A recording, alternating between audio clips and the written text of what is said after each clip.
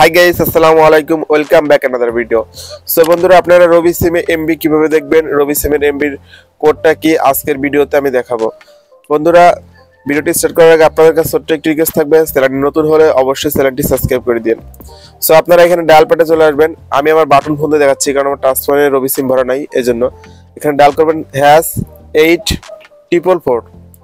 সেটা লেখার পর আবার হ্যাশ দিবেন, তারপর দিবেন 88, এটা দেওয়ার পরে স্টার দিবেন, তারপরে আপনারা এখানে কলে দিবেন।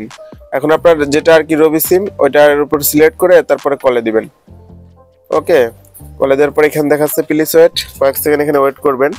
তো তারপরে দেখতে পাচ্ছেন এখানে কিন্তু চলে আসছে যে আমার লেখা আসছে নো অ্যাক্টিভেট ডাটা প্যাক 90, মানে আমি 90 দিনের মধ্যে কোনো এমবি কিনে নাই, যার কারণে কিন্তু আমাকে দেখাচ্ছে এখানে কোনো আমার এমবি নাই আর কি। তো আপনাদের যদি এমবি থাকে অবশ্যই এখানে দেখা যাবে। তো এই কোডটি দিয়ে কিন্তু আপনারা রবি সিমের এমবি দেখতে পারবেন।